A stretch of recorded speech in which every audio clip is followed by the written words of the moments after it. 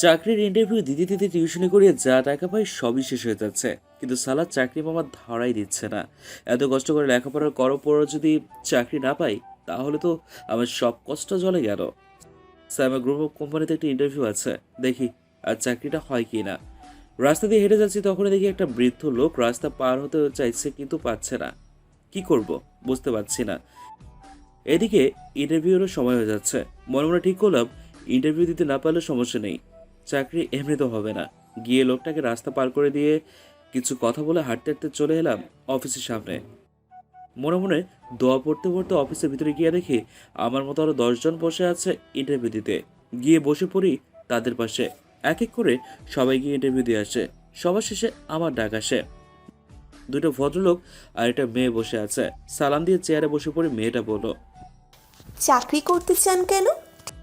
কিছুটা অবাক হলাম। এ কেমন প্রশ্ন রে বাবা? বেঁচে থাকার জন্য ম্যাডাম। ঠিক বুঝলাম না আপনার কথা। আসলে আমাদের পরিবারের অবস্থা তেমন ভালো নয়, আর বাবাও বেঁচে নেই। বাসায় অসুস্থ মা আছে, তাই মাকে নিয়ে একটু ভালো করে বেঁচে থাকার জন্য একটা চাকরির প্রয়োজন। আচ্ছা বুঝলাম, তা কোন পর্যন্ত লেখাপড়া করেছেন আপনি? জি, এমবিএ শেষ করেছি ম্যাডাম। এমএ কি পাগল নাকি? হ্যাঁ, আমার সার্টিফিকেট তো তার হাতেই আছে, তাও জিজ্ঞেস করছে কোন পর্যন্ত লেখাপড়া করেছি। মনে হয় জীবনের প্রথম ইন্টারভিউ নিচ্ছে। দেখুন, আমাদের কোম্পানিতে চাকরি করতে হলে আপনাকে অনেক মিথ্যে বলতে হবে। প্রজেক্ট খারাপ হলেও তাকে ভালো বলে উপস্থাপন করতে হবে। সরি ম্যাডাম, আমি চাকরি পাওয়ার জন্য নিজের সততা বিসর্জন দিতে পারবো না।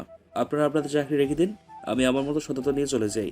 সরি বলে চেয়ার থেকে উঠে আমার ফাইল নিয়ে বের হয়ে আসতে গেলে পেছন থেকে ম্যাডাম বলে, চাকরির জন্য সবাই সব কিছু করতে রাজি, আর আপনি তো সত্যি, আপনার মতো একজনকেই আমাদের প্রয়োজন ছিল। বেতন কত নেবেন? সরি ঠিক বুঝিনি। চাকরিটা আপনি পাচ্ছেন। Welcome to Shaima group of company. ম্যাডামের কথা শুনে ঠোঁটের কোণে হাসি ফুটে ওঠে। ধন্যবাদ দিয়ে খুশি মনে বাসায় চলে আসি। কাল থেকে জয়েন করব চাকরিতে। বাসায় এসে আম্মুকে কোলে নিয়ে ঘুরতে দেখি। আম্মু হাসতে হাসতে বলে, এই পাগল কি করছিস? পড়ে যাবো তো, নামা। আজ এতেও খুশি লাগছে কেন তোকে? আম্মু, আম্মু আমার চাকরিটা হয়ে গেছে আম্মু। সত্যি? অবশেষে আমার ছেলেটা চাকরি পেল। আচ্ছা তুই টেবিলে বস, আমি আজ তোর জন্য ইলিশ মাছ ভুনা করেছি। সত্যি? শুনে তো জিভে চলে আসছে আম্মু। যাও যাও যাও, তাড়াতাড়ি নিয়ে এসো। বলেই হাত মুখ ধুয়ে এসে টেবিলে বসে পড়ি। একটু পর আম্মু খাবার নিয়ে এসে আমার প্লেটে দিতেই আমি খেতে শুরু করি। খাবার খেয়ে রুমে গিয়ে কিছু সময় ঘুমিয়ে সন্ধ্যায় অফিসে যাওয়ার জন্য সবকিছু রেডি করে রেখে দেই। কাল চাকরির প্রথম দিন, কিছুতেই কোনোভাবে লেট করা যাবে না। পরের দিন সকালে ঘুম থেকে উঠে ফ্রেশ হয়ে নাস্তা করে রেডি হয়ে চলে আসে অফিসে। অফিসে আসতেই ম্যানেজার আমাকে আমার ডেস্ক দেখিয়ে দিয়ে একটা ফাইল দিয়ে কি করতে হবে সেটা বুঝিয়ে দেয়। আমি ঠিক আছে বলে কাজ করতে শুরু করি। একটু পর একটা মেয়ে এসে বলল, হ্যালো, কেমন আছেন? জি আলহামদুলিল্লাহ ভালো, আপনি? আমিও ভালো আছি। আজই জয়েন করলেন নাকি? হুম, আর আপনি? প্রায় বছরের মতো হবে। আমরা কি বন্ধু হতে পারি? হুম, অবশ্যই, কেন নয়। তা আপনার নাম কি? বন্ধুকে কিন্তু আপনি বলা চলবে না। আর আমি প্রিয়াঙ্কা, তুমি? আমি তো চল। এরপর আরও কিছু সময় প্রিয়াঙ্কার সাথে কথা বলি। পিয়ন চাচা এসে বলে ম্যাডাম নাকি আমাকে ডাকছে। আমি প্রিয়াঙ্কাকে বিদায় দিয়ে ম্যাডামের রুমের সামনে এসে দরজায় নক করে বলি, মে আই কামিং ম্যাম? এরপর ভিতরে যেতেই ম্যাডাম আমাকে বলল, প্রথম দিন এসেই মেয়েদের সাথে আড্ডা দিতে শুরু করেছেন মিস্টার তোফাজ্জল? কই না তো ম্যাম, আমি তো কাজ করছিলাম। আপনি কাজ করছিলেন না আড্ডা দিচ্ছিলেন সেটা আমি ভালো করেই জানি। আমার অফিসে কিন্তু ফাঁকিবাজি চলবে না, আর মেয়েদের থেকে দূরে থাকবেন। জি ম্যাম, মনে থাকবে। আর কিছু বলবেন ম্যাম? খুব তাড়া দেখছি আপনার। না আসলে ম্যানেজার সাহেব একটা ফাইল দিয়েছে, আর কালকে নাকি ফাইলটা লাগবে, তাই আর কি। ঠিক আছে যান, গিয়ে কাজ করুন, আর কোনো মেয়ের সাথে যেন কথা বলতে না দেখি। আমি ঠিক আছে বলে ম্যাডামের রুম থেকে বের হয়ে বুকে ফু দিয়ে মনে মনে বলি, বাপরে, প্রথম দিনে এত অর্ডার, আগে আগে যে কি হবে একমাত্র আলোয় মালুম। কাজ করতে করতে লাঞ্চের সময় হয়ে গেছে, কখন বুঝতেই পারিনি। প্রিয়াঙ্কা এসে বলল, কে মিস্টার, শুধু কি কাজই করবে নাকি খাবারও খেতে হবে? কটা বাজে এখন? 2টা 10 বাজে, লাঞ্চ টাইম শুরু হয়ে গেছে। এই অফিসের একটা রুলস আছে, 2:30টার পর কেউ বসে থাকতে পারবে না, কাজ করতে আসতে হবে। আমার তো 10 মিনিটে লাঞ্চ হয়ে যাবে। ঠিক আছে, আমার ডেস্কে চলো। আমি আজ বিরিয়ানি রান্না করে এনেছি, একসাথে দুজনে লাঞ্চ করব। আর না থাক, আমি ক্যান্টিন থেকে খেয়ে নেব, তুমি গিয়ে খেয়ে নাও। তুমি আমাকে মনে হয় এখনো বন্ধুই ভাবো না, তাই না তোফাজ্জল? হ্যাঁ, এমনটা নয়। তুমি তো শুধু তোমার একার জন্য খাবার এনেছো, এখন আমি যদি সেখান থেকে খাই তবে কি হবে তোমার? একদিন অল্প খেলে কিছু হবে না, চলো তো। আর কি করার, এক প্রকার জোর করে প্রিয়াঙ্কা আমাকে ওর সাথে নিয়ে যায়। এরপর দুজনে একসাথে লাঞ্চ শেষ করে আমি বলি, তুমি কিন্তু খুব ভালো রান্না করো, তোমার হাজবেন্ড তো অল্প দিনই মোটা হয়ে যাবে। তাই? সত্যি ভালো হয়েছে নাকি এমনিই বলছো? শোনো মিস, আমি মিথ্যে বলি না, বুঝলে? আচ্ছা এখন যাই, আর 3 মিনিট আছে লাঞ্চ টাইম শেষ হতে। আর thanks for the lunch. Priyanka একটা মিষ্টি হাসি দেয় আমার দিকে তাকিয়ে। আমি প্রিয়াঙ্কার ডেস্ক থেকে বের হতে দেখি ম্যাডাম সামনে দাঁড়িয়ে আছে, চোখ দুটো লাল হয়ে আছে। ম্যাডামের থ্রেটের কথা মনে হতেই ভয়ে গলা শুকিয়ে এলো। ভয়ে ভয়ে বলি, ম্যাডাম আপনি এখানে?" আপনি এখানে এতক্ষণ কি করছিলেন? "জি, লাঞ্চ করতে এসেছিলাম ম্যাডাম।" এটা কি ক্যান্টিন যে আপনি এখানে লাঞ্চ করতে এসেছেন? আজ সকালে আমি আপনাকে কি বলেছিলাম ভুলে গেছেন? না মানে, মনে আছে ম্যাডাম, আসলে প্রিয়াঙ্কা জোর করলো তো তাই না করতে পারিনি। যান, নিজের ডেস্কে গিয়ে কাজ করুন। আমাকে আর পাইকে এক দৌড়ে ডেস্কে চলে আসি, বুকে ফু দিয়ে চেয়ারে বসে কাজ করতে থাকি। কিছুক্ষণ পর পিয়ন চাচা এসে বলে ম্যাডাম ডাকছে। ল্যাপটপটা বন্ধ করে ম্যাডামের রুমে গিয়ে বলি, ম্যাম আমাকে ডেকেছেন? হুম, একটু পর রায় গ্রুপের সাথে একটা মিটিং আছে, আপনি আমার সাথে যাবেন। হাতে কোনো কাজ থাকলে শেষ করে নিন। আমি ম্যাম, আমি কি করব? আমার সাথে প্রেম করবেন। আজব লোক তো আপনি, মিটিংয়ে যা করে আপনি তাই করবেন।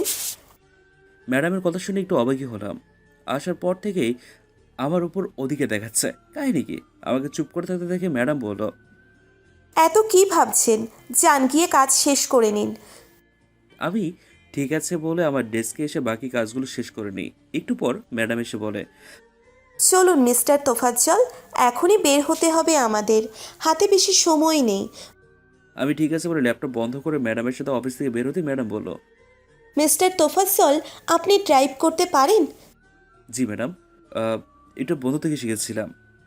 তাহলে আপনি ড্রাইভ করুন, আমার একটু টায়ার্ড লাগছে। আমি ঠিক আছে বলে ড্রাইভিং সিটে বসে পড়ি। ভেবেছিলাম হয়তো ম্যাডাম পিছনে বসবে, কিন্তু আমাকে অবাক করে দিয়ে আমার পাশেই বসে পড়ে। আমি ম্যাডামের দিকে লোকেশন জেনে নিয়ে ড্রাইভ করতে থাকি। একটু পর পৌঁছে যাই রায় গ্রুপের সামনে। সামনে গাড়ি থেকে নেমেই ম্যাডামের সাথে অফিসের ভিতরে যেতেই কয়েকজন লোক এসে ম্যাডামকে সালাম দেয়। ম্যাডাম সালামের জবাব দিয়ে পড়ে, আমার হাতে নষ্ট করার মতো সময় নেই মিস্টার রায়, মিটিং রুমে চলুন। এরপর সবাই মিটিং রুমে গিয়ে একজন একজন করে বলতে থাকে নতুন প্রজেক্টের সম্পর্কে। আমি চুপচাপ বসে আছি। ম্যাডাম বলে, ম্যাম রাগ করবেন না, ওনাদের কথা শুনে মনে হচ্ছে কোনো একটা বস্তি ভেঙে এই প্রজেক্টটা সেখানেই করা হবে। এতে হয়তো আপনাদের লাভ হবে অনেক, কিন্তু গরিব অসহায় মানুষগুলো কোথায় যাবে সেটা একবার ভেবে দেখুন তো। আমার কথা শুনে রায় গ্রুপের এমডি বলে তারা ওই বস্তির লোকগুলোকে কিছু টাকা দিয়ে দেবে। এটা শুনে আমার খুব রাগ হচ্ছে। রাগকে কন্ট্রোল করে বলি, মিস্টার রয়, আপনি কত টাকা দেবেন? হ্যাঁ, 10,000, 50,000?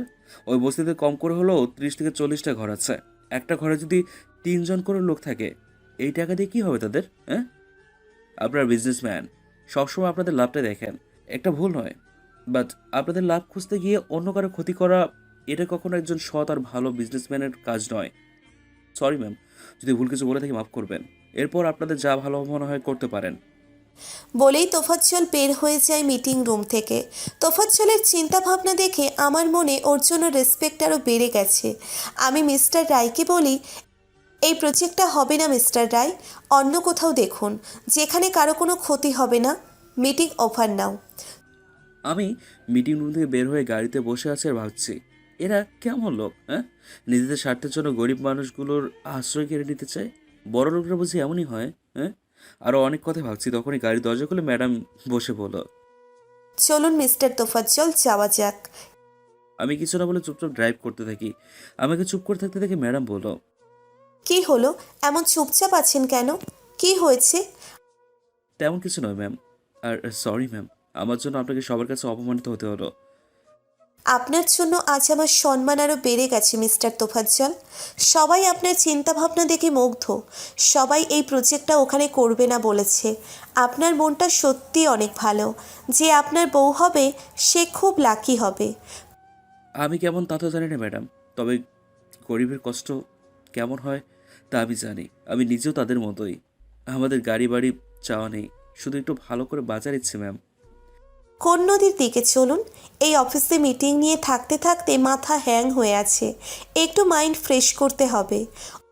আমি ম্যাডামের কথা মতো একটা নদীর পাড়ে এসে গাড়ি পার্ক করি। ম্যাডাম গাড়ি থেকে নেমে নদীর পাড়ে গিয়ে দুহাত ছাড়িয়ে চোখ বন্ধ করে দাঁড়িয়ে আছে। আমি গাড়ির সাথে হেলান দিয়ে হাত ভাঁজ করে ম্যাডামের দিকে তাকিয়ে আছে। কিছুক্ষণ পর ম্যাডাম বলল, ওখানে দাঁড়িয়ে আছেন কেন? এখানে আসুন। আমি এখানে ঠিক আছি ম্যাম। আসুন তো এখানে। আমি ম্যাডামের কাছে যদি ম্যাডাম আমার হাত ধরে বসিয়ে দিয়ে সেও বসে পড়ে আমার পাশে। ম্যাডাম কিছু বলতে যাবে তখনই আমার মোবাইলটা বেজে ওঠে। মোবাইলটা বের করে দেখি আম্মু কল করেছে। হ্যাঁ আম্মু বলো। বাবা কোথায়? তুই সন্ধ্যা হয়ে গেছে, এখনো বাসায় আসলি না কেন? আমার চিন্তা হচ্ছে তো। এই তো একটু ম্যামের সাথে বাইরে এসছি আম্মু। চিন্তা করো না, তোমার কিছু লাগবে? আমার প্রেশারের ঔষধটা শেষ হয়ে গেছে, তোর কাছে টাকা আছে? ঠিক আছে আম্মু, আমি আসার সময় তোমার ওষুধ নিয়ে আসবো। একটু পরে আমি আসছি, চিন্তা করো না। ঠিক আছে, সাবধানে রাস্তা দেখে পার হবি। আমি ঠিক আছে বলে কল কেটে দিয়ে দেখি ম্যাডাম আমার দিকে তাকিয়ে আছে। আমার আম্মু ম্যাম, বাসায় ফিরতে লেট হচ্ছে তো তাই চিন্তা করছে। তুমি কত লাকি, তোমার আম্মু তোমার জন্য চিন্তা করে। এমন ভাগ্য সবার হয় না। কেন আপনার আব্বু আপনার জন্য চিন্তা করে না? আমার আম্মুকে আমি কখনো দেখিনি। আর আব্বু সবসময় নিজেকে নিয়েই ব্যস্ত। বলেই ম্যাডাম কান্না করে দেয়। আমার মনটা খারাপ হয়ে যায় ম্যাডামের কথা শুনে। অফিসের আগে ম্যাডামকে কান্না করতে দেখে কিছুটা অবাকই হলাম। এত কষ্ট মনে রেখে কি সুন্দর করে সবার সাথে হাসি মুখে কথা বলে। হুট করে ম্যাডাম কান্না করতে করতে আমাকে জড়িয়ে ধরে। আমার শরীরটা মুহূর্তেই শীতল হয়ে যায়। মনে হচ্ছে কেউ যেন বরফ এনে আমার উপরে ঢেলে দিয়েছে। ম্যাডাম কান্না করতে করতে বলে, আমি কখনো কারো ভালোবাসা পাইনি। আব্বু ছোট থেকে কোনো কিছুর অভাব রাখেনি। চাওয়ার আগেই হাতের কাছে এনে দিয়েছে। কিন্তু একটু ভালোবাসার জন্য চাতক পাখির মতো আব্বুর দিকে তাকিয়ে থাকতাম। আব্বু কখনো সেটা বুঝতেই চাইতো না। কেমনে হয় তোফাজ্জল, বলতে পারো? আমি কি বলবো বুঝতে পারছি না। শরীর যেন অবশ হয়ে আসছে। এর আগে কখনো কোনো মেয়ের আদরের কাছে আমি চাইনি। ম্যাডামের গরম নিঃশ্বাস আমার বুকে পড়ছে। হঠাৎ করেই মুষলধারে বৃষ্টি শুরু হয়। ম্যাম গাড়িতে চলুন, বৃষ্টি শুরু হয়ে গেছে, পরে অসুস্থ হয়ে যেমন বৃষ্টিতে ভিজলে। ম্যাডাম আমাকে ছেড়ে দিয়ে বলল, কিছু হবে না। আজ বৃষ্টিতে ভিজবো, তুমি ভিজবে আমার সাথে, প্লিজ। ম্যাডামের মায়াবী চাহনি আর এমন অনুরোধ আমি ফেলতে পারিনি। ঠিক আছে বলে দুজনে দাঁড়িয়ে বৃষ্টিতে ভিজতে থাকি। ম্যাডাম চোখ বন্ধ করে দুহাত দুই দিকে ছড়িয়ে দিয়ে চোখ বন্ধ করে বৃষ্টির প্রতিটি ফোঁটার স্পর্শ অনুভব করছে।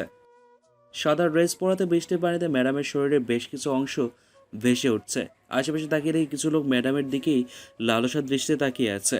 তাই ব্লেজারটা খুলে ম্যাডামকে বলি, ম্যাম এটা পরে নিন। সবাই আপনার দিকে কেমন করে যেন তাকিয়ে আছে। ম্যাডাম নিজের দিকে তাকিয়ে লজ্জা পেয়ে মাথা নামিয়ে শান্ত কণ্ঠে বলল, তুমি পরিয়ে দাও। আমি কিছু না ভেবে ম্যাডামকে ব্লেজার পরিয়ে দেই। ম্যাডাম আমার দিকে তাকিয়ে মুচকি হেসে আরও বেশ কিছু সময় বৃষ্টিতে ভিজে দুজনে এসে গাড়িতে উঠে আমি ড্রাইভ করে একটা ওষুধের ফার্মেসিতে এসে আম্মুর প্রেশার ওষুধ নিয়ে ম্যাডামকে বলি, আমি আপনাকে বাসায় পৌঁছে দিয়ে তারপর আমি বাসায় যাবো ম্যাডাম। আমাকে আজ তোমার বাসায় নিয়ে যাবে তোফাজ্জল? আমার বাসায় আপনি এক সেকেন্ডও থাকতে পারবেন না ম্যাম। আপনাদের মতো এত বড় বাসা আমাদের নয়, ছোট্ট একটা ঘর আমাদের। সেখানে মা আছে তো। আমি তোমার মায়ের সাথে দেখা করব। প্লিজ আমাকে নিয়ে চলো তোমার বাসায়। আমি ঠিক আছে বলে গাড়ি ড্রাইভ করতে থাকি। একটু পর বাসার সামনে এসে গাড়ি থামিয়ে ম্যাডামকে নিয়ে গাড়ি থেকে নেমে বাসার ভিতরে গিয়ে দরজা নক করতে আম্মু এসে দরজা খুলে দেয়। আমার সাথে ম্যাডামকে দেখে বলে, উনি কে তোফাজ্জল? আমার অফিসের ম্যাম আম্মু, তোমাকে দেখতে চেয়েছে তাই নিয়ে আসলাম। আগে তোমার একটা শাড়ি ম্যামকে দাও, বৃষ্টিতে ভিজেছে, এই অবস্থা থাকলে ঠান্ডা লেগে যাবে। আচ্ছা তুই রুমে গিয়ে চেঞ্জ করে নে। আর ম্যাডাম, আপনি আসুন আমার সাথে। আমি আপনার মেয়ের মতো আন্টি। আমাকে নাম ধরে ডাকলে খুশি হব। আচ্ছা তাই হবে, এখন এসে চেঞ্জ করে নাও। এরপর আমি আম্মুকে ওষুধ দিয়ে রুমে চলে যাই আর ম্যাডামকে নিয়ে আম্মুর রুমে চলে যায়। একটু পর চেঞ্জ করে ড্রয়িং রুমে এসে বসে আছি।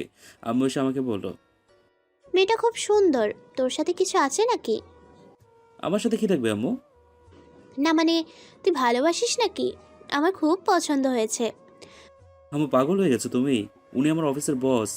কোথায় উনি আর কোথায় আমি? ওনার বাসার কাজের লোক হওয়ার যোগ্যতা আমার নেই। আর তুমি বলছো? হুম, ঠিকই বলেছিস।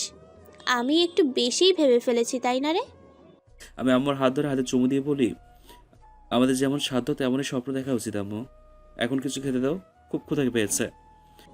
আচ্ছা তুই বস, আমি দেখছি তোর ম্যাডাম কি করছে। সেও তো মনে হয় এখনো কিছু খায়নি। রুম থেকে বের হতেই তোফাজ্জল আর আন্টির কথাগুলো শুনি। আন্টির কথা শুনে মনের কোনো স্বপ্নগুলো বাসা বাঁধতে শুরু করে, কিন্তু এই বোকাটা বোঝে না। আম্মু ম্যাডামকে ডাকতে গেলে দেখে রুমের বাইরে দাঁড়িয়ে আছে। আরে মা, এসো খাবার খাবে। ম্যাডাম এসে চেয়ার টেনে আমার পাশে বসে পড়ে। আম্মু খাবার দিলে খাবার খেয়ে তিনজন মিলে কিছু সময় গল্প করি। আমি ম্যাডামকে তার বাসায় দিয়ে আসি। ম্যাডাম বলে, তোমাকে অসংখ্য ধন্যবাদ তোফাজ্জল। আজকের দিনটা আমার জীবনের সবচেয়ে বেস্ট ছিল। এতটা আনন্দে আমি কখনো একটা দিনও কাটাইনি। আপনার যখন ইচ্ছে হবে আপনি আমার বাসায় আম্মুর কাছে যেতে পারেন ম্যাম। আচ্ছা আমি এবার আসি, রাত হয়ে গেছে অনেক। 1 মিনিট, আমি ড্রাইভার আঙ্কেলকে বলছি তোমায় বাসায় দিয়ে আসবে। লাগবে না ম্যাডাম, আমি চলে যেতে পারবো। এত রাতে একা যেতে হবে না। আর একটু আগে বৃষ্টি থেমেছে, এখন গাড়িও পাবে না। ম্যাডাম এগুলো জোর করেই ড্রাইভার চাচার সাথে পাঠায়। বাসায় এসে আম্মুর সাথে কিছু সময় কথা বলে রুমে গিয়ে শুয়ে পড়ি। মুহূর্তেই চোখে রাজ্যের ঘুম এসে ভর করে। পরের দিন সকালে ঘুম থেকে উঠে ফ্রেশ করে নাস্তা করে আম্মুর কপালে চুমু দিয়ে চলে আসে অফিসে। মাত্র ডেস্কে বসতে যাব তখনই প্রিয়াঙ্কা এসে বলল, কাল কোথায় চলে গেলে, দেখলাম না তোমায়। ম্যামের সাথে মিটিংয়ে গিয়েছিলাম, সেখান থেকে বাসায় চলে গেছি। ও আচ্ছা, তা আজ বিকেলে একটু সময় হবে তোমার? কেন, কোথাও যাবে নাকি? কফি খেতে যাব তোমাকে নিয়ে, যদি তোমার কোনো সমস্যা না থাকে। না সমস্যা থাকবে কেন, ঠিক আছে। অফিস টাইম শেষ হলে যাবো। এখন কাজ করি। তুমি গিয়ে কাজ করো। ম্যাম যদি দেখে আমরা আড্ডা দিচ্ছি তাহলে দুজনকে চাকরি থেকে আউট করে দেবে। জি ম্যাডাম, আমাকে ডেকেছেন? অফিসে আস্তে আস্তে প্রিয়াঙ্কার সাথে আড্ডা দিতে শুরু করে দিয়েছো? তোমার এত কিসের কথা ওই মেয়ের সাথে? প্রিয়াঙ্কা তোমার ফ্রেন্ড ম্যাম। ওই কাল অফিস থেকে কোথায় গিয়েছিলাম তাই জিজ্ঞেস করছিল। এত হেসে হেসে এই কথা বলার কি আছে? আর তুমি জয়েন করেছো 2 দিন হয়েছে, এর মধ্যে কিভাবে বন্ধুত্ব হয়ে যায়? লাস্ট ওয়ার্নিং দিতেছি তোমাকে, আমি যেন আর কখনো তোমাকে ওই মেয়ের সাথে কথা বলতে না দেখি। আমি মনে মনে বলি, বাপরে, কথা বলে ছেড়ে দেখে এই অবস্থা। যদি জানে আজ কফি খেতে যাবো তাহলে কি করবে আমার অবস্থা, হ্যাঁ? কিন্তু ম্যাডাম কেন এমন করে আমি প্রিয়াঙ্কার সাথে কথা বললে, হ্যাঁ? তবে কি ম্যাডাম আমাকে ভালোবাসে? আমাকে চুপ করে থাকতে দেখে ম্যাডাম বলল, এত কি ভাবছো? এখন গিয়ে কাজ করো, আর লাঞ্চের সময় আমার রুমে আসবে। আমি তোমার জন্য নিচু হাতে ইলিশ মাছ ভুনা করে এনেছি। আপনি রান্না করেছেন? আর আপনি কি করে জানলেন ইলিশ মাছ ভুনা আমার পছন্দ? আন্টির থেকে তোমার কি পছন্দ সব জেনেছি। লাঞ্চ টাইমে চুপচাপ আমার রুমে আসবে, নয়তো খবর আছে তোমার। আমি ঠিক আছে বলে নিজের ডেস্কে এসে কাজ করতে থাকি।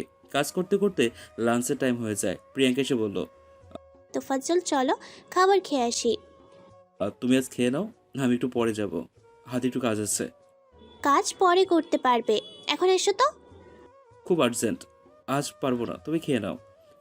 প্রিয়াঙ্কা ঠিক আছে বলে চলে যায়। আমি একটা নিঃশ্বাস ফেলে উঠে ম্যাডামের রুমে চলে যাই। ম্যাডাম আমাকে দেখে বলল, তোমার জন্যেই অপেক্ষা করছিলাম। এসো, খুব ক্ষুধা পেয়েছে। যাও, ওয়াশরুম থেকে ফ্রেশ হয়ে এসো। আমি ঠিক আছে বলে ওয়াশরুম থেকে ফ্রেশ হয়ে এসে দেখি ম্যাডাম প্লেটে খাবার বেড়ে রেখেছে। আমি আর ম্যাডাম সোফায় বসেছি। আমি যখন খেতে যাব ম্যাডাম বলল, একটা আবদার করব, রাখবে তোফাজ্জল? ম্যাম বলুন, কি আবদার? আমাকে তোমার হাতে খাইয়ে দিবে প্লিজ? আমি আপনাকে খাইয়ে দেবো, কিন্তু ম্যাম। প্লিজ না করো না, ইচ্ছে করছে তোমার হাতে খেতে। আমি ঠিক আছে বলে ম্যাডামকে খাইয়ে দিতে থাকি আর নিজেও খাচ্ছি। খাওয়া শেষ হলে ম্যাম তার শাড়ির আঁচল দিয়ে আমার মুখ মুছতে গেলাম। বলি, আরে রে, কি করছেন ম্যাম? আপনার দামি শাড়ি নষ্ট হয়ে যাবে তো। তোমার থেকে কোনো কিছুই দামি না। এখন দেখি আমাকে আমার কাজ করতে দাও তো। বলেই শাড়ির আঁচল দিয়ে আমার মুখ মুছিয়ে দেয়। এরপর আমি আমার ডেস্কে গিয়ে কাজ করতে থাকি। এভাবেই অফিস, বাসা আর প্রিয়াঙ্কার সাথে গল্প করা ম্যাডামের শাসনে দেখতে দেখতে কেটে যায় 2 মাসের মতো। আজ শুক্রবার, তাই অফিস বন্ধ। বিকেলে রুমে বসে আছি, তখনই দরজার ঠকঠক শব্দ শুনে আম্মু গিয়ে দরজা খুলে দেয়। ম্যাডামকে দেখে বলল, ভালো আছি আন্টি, আপনি কেমন আছেন? আমিও ভালো আছি। ম্যাডাম আমাকে ঠিক আছে বলে আমার রুমে আসে। আমি বসে মোবাইলে ফেসবুক চালাচ্ছি। হঠাৎ কারো পায়ের শব্দ শুনে দরজা দিকে তাকিয়ে দেখি ম্যাডাম। আরে ম্যাম, আপনি আসুন, বসুন। তোমাকে খুব দেখতে ইচ্ছে করছিল, তাই চলে এলাম। তোমার সমস্যা হয়নি তো? না ম্যাম, সমস্যা হবে কেন? তা কি মনে করে হঠাৎ? তেমন কোনো কারণ নেই, তোমাকে নিয়ে ঘুরতে যেতে ইচ্ছে হলো, আর তোমাকে কিছু বলার আছে। বলুন, কি বলুন ম্যাম? এখনো এখানে না, তুমি রেডি হয়ে বাহিরে এসো, আমি আন্টির সাথে গল্প করছি। ঠিক আছে ম্যাম, আমি এক্ষুনি আসছি। ম্যাডাম চলে যেতে আমি চেঞ্জ করে বাইরে এসে দেখি ম্যাডাম আম্মুর সাথে হেসে হেসে কথা বলছে। ম্যাডামকে হাসলেই খুবই সুন্দর লাগে। আমি এসে ম্যাডামকে বলি, চলুন ম্যাম, আমি রেডি। এখন আসি আন্টি, আবার পরে আসবো। আচ্ছা মা, তোমার যখন ইচ্ছে হবে চলে এসো আমার কাছে। আন্টি, আসতে তো হবেই, এখানে আসলে যে নিজের সুখগুলো খুঁজে পাই। এরপর ম্যাডামকে নিয়ে বাসা থেকে বের হয়ে গাড়ি ড্রাইভ করে চলে আসি নদীর পাড়ে। গাড়ি একপাশে পার্ক করে দুজনে বসে আছি। কিছু সময় দুজনের মাঝেই নীরবতা। নীরবতা ভেঙে আমি বলি, ম্যাম, কি যেন বলবেন বলছিলেন, কিন্তু আপনি তো কিছুই বলছেন না। আগে বলো, আমার কথা তুমি রাখবে, আমাকে ফিরিয়ে দিবে না? কি এমন কথা ম্যাম? বলবো, তুমি বলো, আমাকে ফিরিয়ে দিবে না? ঠিক আছে, যদি আমার সাধ্যের মধ্যে হয়, সাধ্যের মধ্যে থাকে, অবশ্যই আপনাকে দেব। আমি মন খুলে হাসতে চাই, প্রাণ ভরে নিঃশ্বাস নিতে চাই, একটু ভালোবাসা পেতে চাই, নিজেকে নতুন করে সাজাতে চাই, আর তার জন্যে তোমার একটু ভালোবাসা চাই। কি বলছেন আপনি ম্যাম? আমি আর আপনাকে ভালোবাসবো? এটা কি করে সম্ভব? এটা হয় না ম্যাম। তোমার মনে আছে কি না জানি না, তুমি যেদিন আমাদের অফিসে ইন্টারভিউ দিতে আসো, সেদিন একটা বৃদ্ধ লোককে তুমি রাস্তা পার করিয়ে দিয়েছিলে। সেখানে অনেক মানুষ ছিল, অনেকের কাছে বৃদ্ধ লোকটা সাহায্য চেয়েছে, কিন্তু কেউ করেনি, আর তুমি নিজে থেকে গিয়ে লোকটাকে সাহায্য করেছো। আমি সেদিন সেখানে তোমাকে প্রথম দেখি। এরপর তোমার আমাদের অফিসে চাকরি করা, ধীরে ধীরে তোমার প্রতি ভালো লাগাগুলো ভালোবাসায় রূপ নেয়। তোমাকে নিয়ে নতুন করে বাঁচার স্বপ্ন দেখেছি। প্লিজ আমাকে ফিরিয়ে দিও না, তাহলে আমি আবার একা হয়ে যাব। কিন্তু ম্যাম, আমি আপনার অফিসের সামান্য একজন কর্মচারী। আমার সাথে আপনার কখনো যায় না। এটা কেউ ভালো চোখে দেখবে না। সবাই বলবে আমি আপনার প্রপার্টি দেখে আপনাকে আমার প্রেমের জালে ফাঁসিয়েছি। কে কী বললো তাতে আমার কিছুই যায় আসে না তোফাজ্জল। আমি তোমাকে ভালোবাসি, এটাই সবচেয়ে বড় কথা। এখন তুমি বলো, তুমি কি চাও আমি আবার নতুন করে বাঁচি, না আগের মতো কষ্টগুলো বুকে নিয়ে থাকি? আমি চাই আপনি সবসময় হাসি খুশি থাকুন, কিন্তু এটা পারবো না ম্যাম। আপনার সাথে কিছুতেই আমার চায় না। তুমি আমাকে ভালোবাসবে না, তাই তো? ঠিক আছে, আমিও আর বাঁচতে চাই না কষ্টগুলো নিয়ে। বলেই ম্যাডাম নদীতে ঝাঁপ দেয়। আমি সময় নষ্ট না করে সাথে সাথে ঝাঁপিয়ে পড়ি। ম্যাডামকে নদীর কিনারে তুলে ঠাস করে একটা থাপ্পড় দিয়ে বলি, পাগল হয়ে গেছেন আপনি? হ্যাঁ, কি করছিলেন এটা? কিছু হয়ে গেলে কি হতো? কেন বাঁচালে আমায়? আমি মরে গেলেই তো ভালো হতো। তোমার কি আসে যায় আমি মরে গেলে? আসে যায়, আসে যায়, কারণ আমিও আপনাকে। বলেই থেমে যাই। ম্যাডাম আমার দুগালে হাত রেখে বলল, বলো, কারণ তুমিও আমাকে কি? বলো না তোফাজ্জল। কারণ আমিও তোমাকে ভালোবাসি সাইমা। আমিও কখন কিভাবে তোমাকে ভালোবেসে ফেলেছি আমি নিজেও জানি না। সাইমা আমাকে শক্ত করে জড়িয়ে ধরে কান্না করে দেয়। আমিও শক্ত করে আমার বুকে আঁকড়ে ধরি সাইমাকে। কিছু সময় দুজন দুজনকে শক্ত করে জড়িয়ে ধরে থাকি। একটু পর সাইমা আমাকে ছেড়ে দিয়ে আমার কপালে গালে নিজের ঠোঁট ছোঁয়ায়। আরও কিছু সময় দুজন দুজনকে জড়িয়ে ধরে থাকি। একটু পর দুজনে গাড়িতে উঠে আমি সাইমাকে ওর বাসায় দিয়ে বাসায় চলে আসি। আম্মু আমাকে ভেজে দেখে বলল।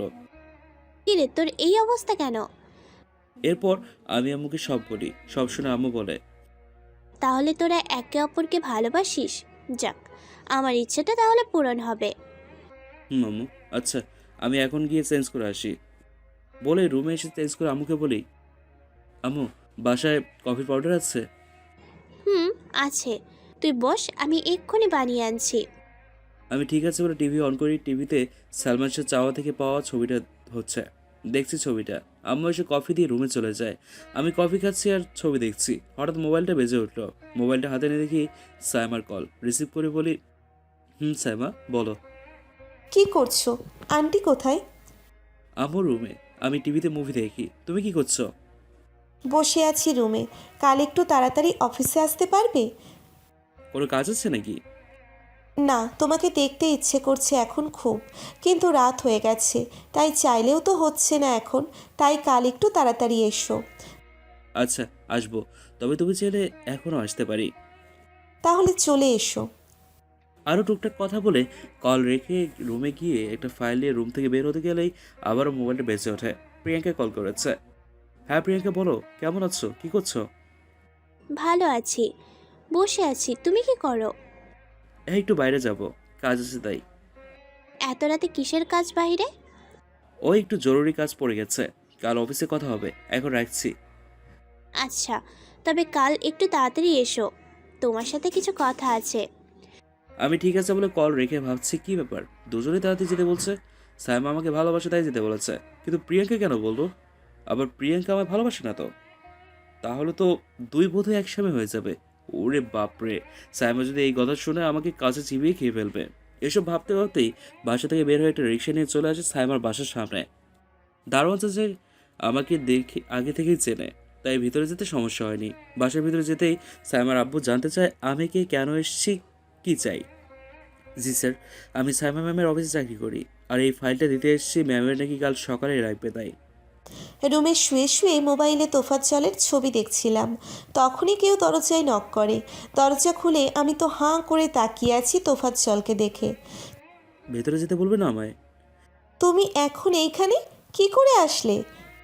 আমার হবু বউ আমাকে দেখতে চেয়েছে, আমি কি করে না এসে পারি বলো? হুম নিচে তো মনে হয় আব্বু বসে আছে, কিছু বলেনি? হুম আমি বলেছি এই ফাইলটা তোমার লাগবে, তাই দিতে এসেছি। এবার সাইমা আমাকে ওর রুমে নিয়ে গিয়ে শক্ত করে জড়িয়ে ধরে। আমিও একটা হাসি দিয়ে সাইমাকে জড়িয়ে ধরি। কিছু সময় দুজনে বসে কথা বলি। আমি সাইমার গালে চুমু দিয়ে বাসে চলে আসি। তোফাজ্জল চলে যেতেই আমি ভাবছি, পাগলটাকে একবার বলেছি দেখতে ইচ্ছে করছে, এত রাতেও সত্যিই চলে এসেছে। আমি ঠিক মানুষটাকেই ভালোবেসেছি। সারা জীবন তোমাকে আমার ভালোবাসায় বেঁধে রাখবো আমি। বাসায় এসে ঘুমিয়ে পড়ি। পরের দিন সকালে অফিসে যেতে প্রিয়াঙ্কা আমার কাছে এসে হাত ধরে অফিসের পিছনে নিয়ে যায়। আরে আরে, কি করছো, এখানে আনলে কেন? তোমাকে কিছু বলার আছে আমার, তোফাজ্জল। অফিসে তো বলতে পারতে, এখানে আনার কি প্রয়োজন ছিল? অফিসে কথা বলা যাবে না, তাই এখানে নিয়ে আসলাম। ঠিক আছে, এখন বলো কি বলবে। আমি তোমাকে প্রথম যেদিন অফিসে দেখি সেদিনই ভালোবেসে ফেলি। অনেকবার বলতে চেয়েও পারিনি, তবে আর লুকিয়ে রাখতে পারছি না। I love you Tofazzal. বলেই আমাকে জড়িয়ে ধরে। আমি প্রিয়াঙ্কাকে ছাড়িয়ে বলি, দেখো প্রিয়াঙ্কা, আমি তোমাকে কখনো বন্ধু ছাড়া অন্য কিছু ভাবিনি, আর ভাবতেও পারবো না। আমি অন্য একজনকে ভালোবাসি, আর সেও আমাকে ভালোবাসে। আমি বন্ধু হয়ে তোমার পাশে সবসময় থাকবো, কিন্তু আমি তোমাকে ভালোবাসতে পারবো না। প্লিজ আমাকে এই নিয়ে আর কিছু বলো না। সেই লাকি মেয়েটা কে জানতে পারি? সময় হলে জানতে পারবে, এখন বলতে পারবো না। বলেই আমি সেখান থেকে চলে আসি। অফিসের ভিতরে আসতে সাইমা আমার হাত ধরে টেনে ওর রুমে নিয়ে গিয়ে দরজা বন্ধ করে আমাকে শক্ত করে জড়িয়ে ধরে বলল, আই লাভ ইউ। আমি আজ আরও বেশি বুঝতে পেরেছি তুমি আমাকে কতটা ভালোবাসো। আরে কি বলছো, সব মাথার উপর দিয়ে যাচ্ছে তো, বুঝিয়ে বলো। তোমার সাথে প্রিয়াঙ্কার কথা আমি সব শুনেছি, এই জন্যেই তোমাকে বলেছি ওই মেয়ের সাথে বেশি কথা বলো না। আর কি, আর জানতাম আমার অফিসের বস আমাকে ভালোবাসে, আর প্রিয়াঙ্কা আমার বন্ধুত্বকে ভালোবাসা ভেবে নেবে। আমার হবু বরটা এত কিউট, যে কোনো মেয়েই তাকে ভালোবাসতে চাইবে। বাট তুমি শুধু আমার, আমি আর কোনো রিস্ক নিতে চাই না। আজই আপুকে বলে কিছু দিনের মধ্যে তোমার ঘরের বউ হয়ে তোমার কাছে চলে যাব। তোমার আব্বু যদি না মানে আমাদের সম্পর্ক? তাতে আমার কিছু যায় আসে না। আমি সব কিছু ছাড়তে পারবো, তোমাকে ছাড়তে পারবো না। আমার আধার শেষে নতুন সকালে আলো তুমি, আমার কষ্টের পরে সুখের পরশ তুমি, আমার নতুন করে বাঁচার আশা তুমি। তাই আমি তোমাকে হারাতে পারবো না। বুঝলাম। তুমি কি জানো, আমার মনে যে তোমাকে নিয়ে কত স্বপ্ন বুনে ফেলেছে। তোমার বাইরে এখন আমার আর কোনো স্বপ্ন নেই, তোমার বাইরে এখন আর আমার কোনো ইচ্ছেও নেই। তোমাকে ছাড়া আমার জীবন আর কোনো প্রথম, কোনো দ্বিতীয়, কোনো তৃতীয় নেই। তোমার বাইরে শেষ হলে শেষ বলে আমার কোনো কিছু নেই। গান কবিতা তেমন কোনো কথাও নেই এখন আমার তোমার বাইরে। তোমার বাইরে আমার এখন আমি নেই। বলেই আরো শক্ত করে জড়িয়ে ধরি সাইমাকে। কিছু সময় পর সাইমাকে ছেড়ে ওর কপালে চুমু দিয়ে নিজের ডেস্কে এসে কাজ করছে। দেখতে দেখতে অফিস টাইম শেষ হয়ে যায়। সাইমা আমাকে আবার বাসায় দিয়ে ওর বাসায় চলে যায়। আমি রুমে গিয়ে ফ্রেশ হয়ে শুয়ে আছি। বাসায় এসে আব্বুকে সব বলি। সব শুনে আব্বু প্রথমে রাজি হয় না। আমি বলি, ছোট থেকে কখনো কারো ভালোবাসা পাইনি আমি। তুমি সব সময় তোমার কাজ নিয়েছিলে, আমার জন্য তোমার কখনো সময়ই ছিল না। আমার জন্যে তোমার কখনো সময়ই হয়নি আব্বু। বেঁচে থাকার ইচ্ছেটা যখন মরে যাচ্ছিল, তখন আমার জীবনে তোফাজ্জল আসে, আমাকে ভালোবাসে, আমাকে আবার বাঁচতে শেখায়। তুমি যদি ভেবে থাকো তোফাজ্জল তোমার এই বিশাল সম্পত্তির জন্য আমাকে ভালোবাসে, তবে তুমি ভুল ভাবছো। ওর টাকার প্রতি কোনো ইন্টারেস্ট নেই। যদি তুমি মেনে নাও তাহলে ভালো, নয়তো আমি তোমার সব কিছু ছেড়ে চলে যাব। এতগুলো বছর পর আমি ভালোবাসা পেয়েছি, সেই ভালোবাসা আমি হারাতে পারবো না। আব্বু আমার কথা শুনে চোখের পানি ছেড়ে দেয়। কান্না করতে করতে আমাকে জড়িয়ে ধরে বলে, আমি যা চাই তাই হবে। কালই তোফাজ্জল এসে আম্মুকে নিয়ে আসতে বলে। আমি রুমে শুয়ে আছি, সাইমা কল করে জানা ওর আব্বু সব মেনে নিয়েছে আর কাল আমাদের যেতে বলেছে। পরের দিন আম্মু আর আমি সাইমাদের বাসায় যাই। এরপর আমাদের বিয়ে ঠিক করে। আজ 6 দিন পর বিয়ে। দেখতে দেখতে কেটে যায় 5টা দিন। আজ আমার আর সাইমার বিয়ে। বসে বসে আছে স্টেজে। আমার পাশে লাল বেনারসি শাড়ি পরে বসে আছে সাইমা। একটু পর প্রিয়াঙ্কা এসে আমাকে আর সাইমাকে শুভেচ্ছা জানিয়ে আমাকে বলল, খুব সুখী হও তুমি, সারা জীবন তোমাদের ভালোবাসা অক্ষয় হোক। শুভকামনা তোমাদের ম্যারিড লাইফের জন্য। বলেই চোখের পানি মুছতে মুছতে চলে যায়। মনটা খারাপ হয়ে যায় প্রিয়াঙ্কার চোখে পানি দেখে। লেখক সাহেব কেন যে প্রিয়াঙ্কার জন্য একজনকে রাখলো বুঝলাম না। শুধু শুধু মেয়েটাকে কাঁদালো। যাই হোক, আমি বিয়ে করি এখন। একটু পর কাজী সাহেব আমার আর সাইমার বিয়ের কাজ সম্পন্ন করে। সবাই আমাদের জন্য দোয়া করে। অফিসের সকল স্টাফরা শুভেচ্ছা জানায়। কিছুক্ষণ পর বউ নিয়ে বাসায় চলে আসি। বউ সেজে ইয়াপ পরো ঘোমটা দিয়ে বসে আছি।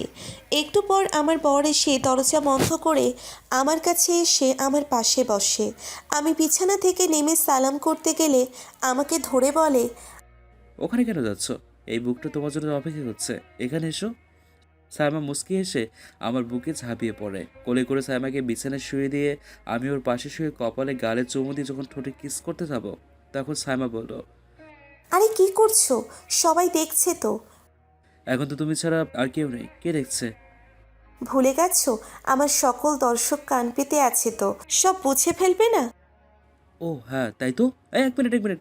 এ ভাইয়েরা আর আপুরা, আপনাদের এমন করে তাকিয়ে থাকলে আমাদের লজ্জা করে না বুঝি? এবার তো চোখটা বন্ধ করুন। মাত্রই বিয়ে করেছি। এখানে এখন অনেক কিছু হবে। লজ্জা পাবেন তো আপনারা। এবার আপনারা আপনাদের কাজে লেগে পড়ুন, আর আমরা আমাদেরটা। টাটা। বলে সাইমাকে নিয়ে ডুবে যাই ভালোবাসার জোয়ারে। লেখক এই প্রথম অফিসের বস যখন নতুন বউ বলেছে। যদি ভুল হয় সবাই ক্ষমা দৃষ্টি দেখবেন। আজকের মতো এখানে বিদায় নিচ্ছি। ভালো থাকুন সবাই। আল্লাহ হাফেজ।